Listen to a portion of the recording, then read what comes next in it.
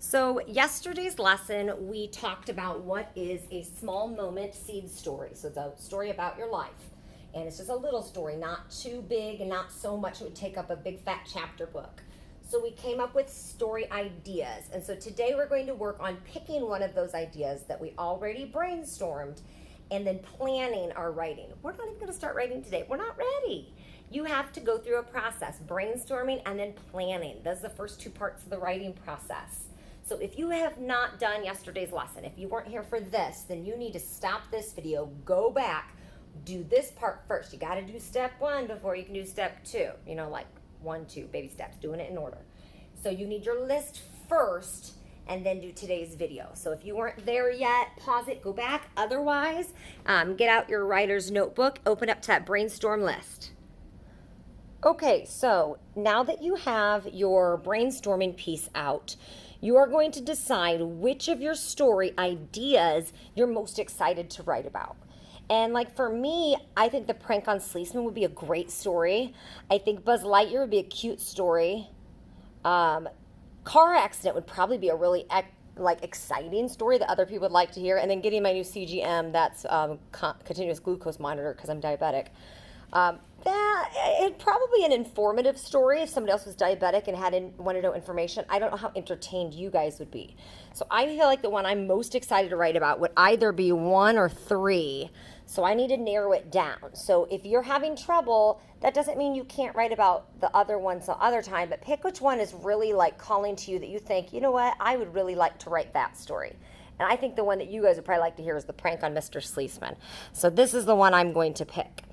So go through your list, find which one on your list is your most favorite, and then once you've chosen it, I'm going to have you pause this video and then start the video again so you can see step 2 of planning. Okay, so you should have your idea ready. The next step is going to be to plan out your story. You're not just going to sit down and start once upon a time. We don't say once upon a time for personal narratives anyway. But there are 2 ways that you can plan out your story. And right now I just want you to watch and then you can decide which way is better for you. One example is to sketch your ideas. And sketch means like to draw. A sketch is a quick draw. You do not need to write this down. You're just listening. And another idea for planning is to jot, which is a quick write. I say quick because a lot of times when people draw pictures, they want them to be very detailed, very fancy, but not in a planning section. When you're planning, you're kind of just getting ideas down on paper so you don't forget. So it's going to be a quick sketch, a quick draw, or a quick jot. I'm going to jot it down real quick. Your handwriting might be sloppy, but as long as you can read it so that you know where to take your story next, then that's fine. So for today, I'm going to demonstrate both. With my Sleesman story, I prefer to jot. As an adult, as someone who likes to write, jotting is easier for me. So when I jot things down, I might kind of number it. Of like first, I need to tell you guys about a little bit of the backstory. So how Sleesman pranked Mr. Sprunger. So Sleesman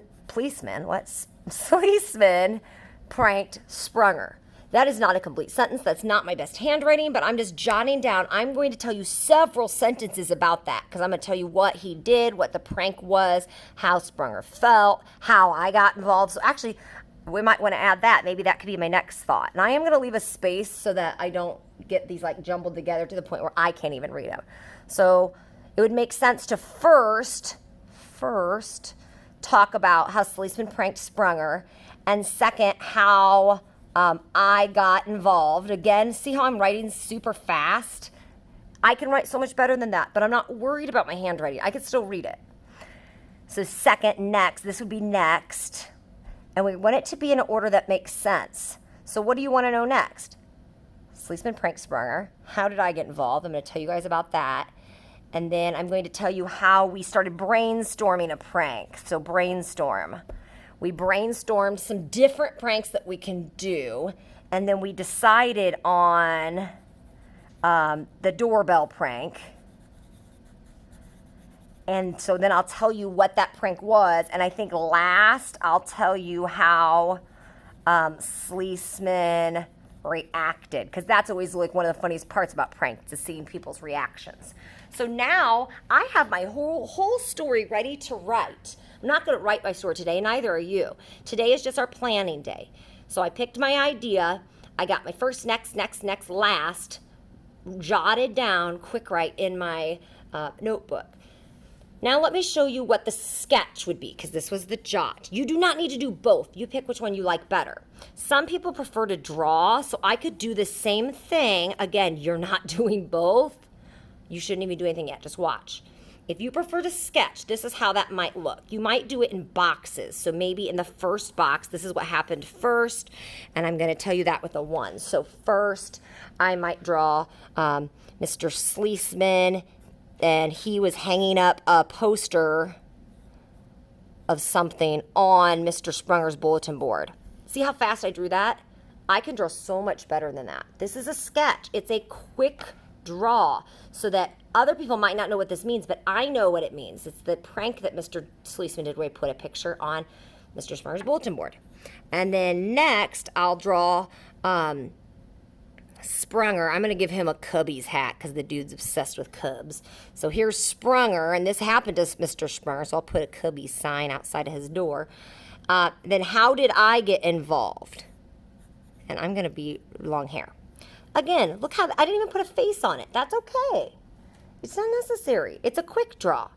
All right, so next, how did I get involved? So 3, I'm going to put how we were brainstorming. We were coming up with ideas.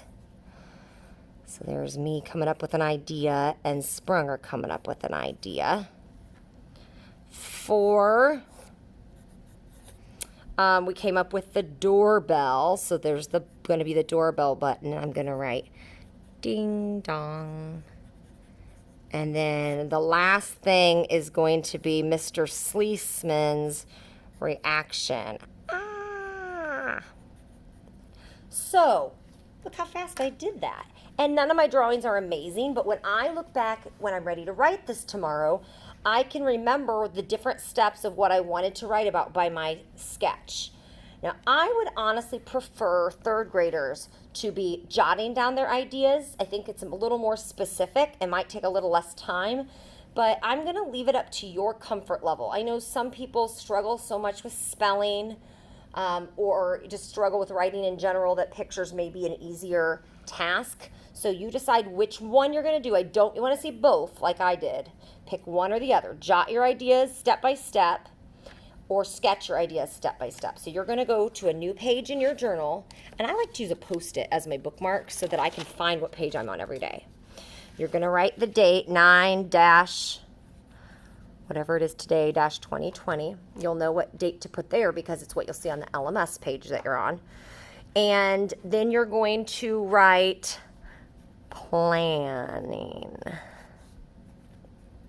page. This is your planning page for your story.